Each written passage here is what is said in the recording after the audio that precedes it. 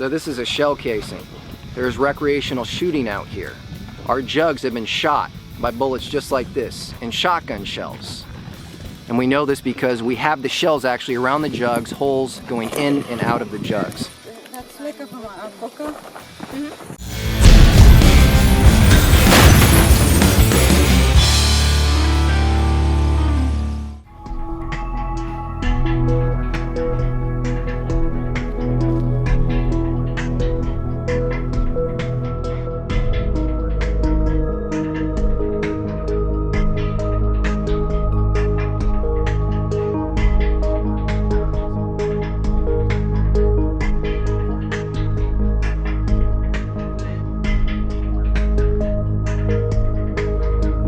Bringing drugs, they're bringing crime, they're rapists, and some, I assume, are good people.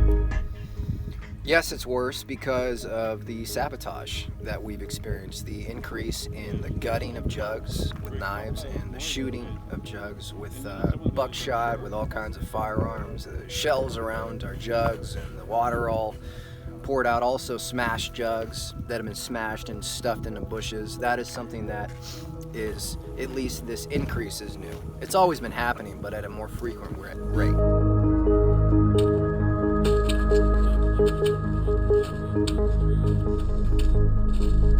We're talking water that's way out there. We're not talking about water that's right next to where people usually shoot recreationally. There are certain areas where people set up target practice. This is far beyond that. So I'm only deducing here, but that's what I deduce.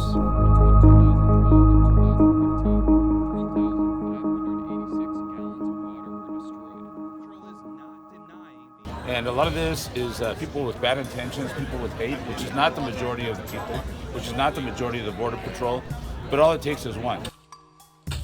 Okay. Pretty amazing. We gotta say no. We gotta say no to hate. I blame it all to Donald Trump, because hate words lead to hate actions. They're bringing drugs, they're bringing crime, they're rapists. And we need help. We need help with putting water out in the desert, because that water bottle you're gonna put out there today, it could save somebody's life. When we say we're dying of thirst, it's just an expression. And then just, you can get injured in so many different ways because the terrain's so hostile. It's a wonder anybody gets here.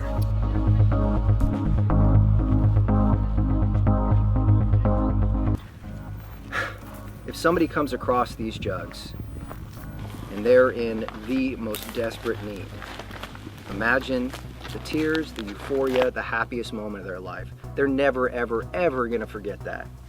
Ever. For the rest of their lives. And guess what? Their families aren't ever gonna forget it ever.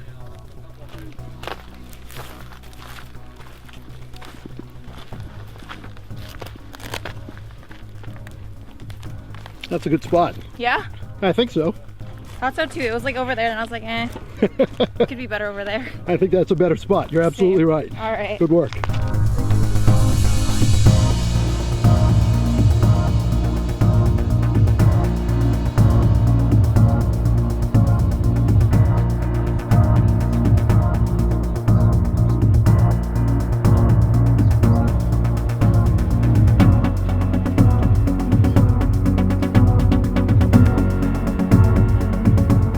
Did that. You gave somebody the greatest happiness they will ever experience. And that is one of the most profound things you could ever do. So when I come out here, I believe I'm doing the most profound thing that I could ever possibly do. How can you top that? So y'all did that. Okay? And I thank you.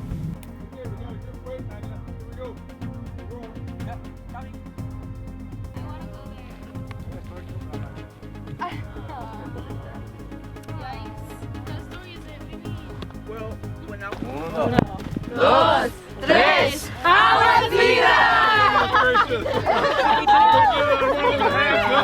You get to a point without water where to cool your body, you stop sweating.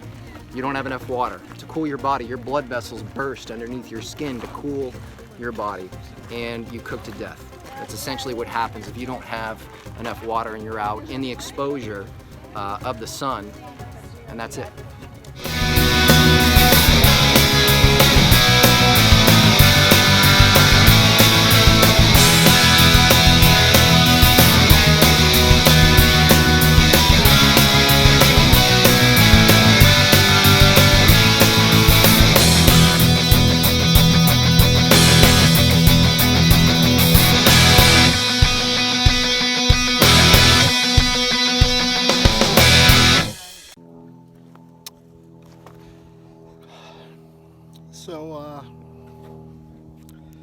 Today this group left about 40 gallons of water for people who have probably been out walking, I don't know, 4 or 5 miles from on the other side of the border, and they come in the middle of the night and they're tired and they're hungry and they're thirsty, and I guess what this group does is they make an oasis.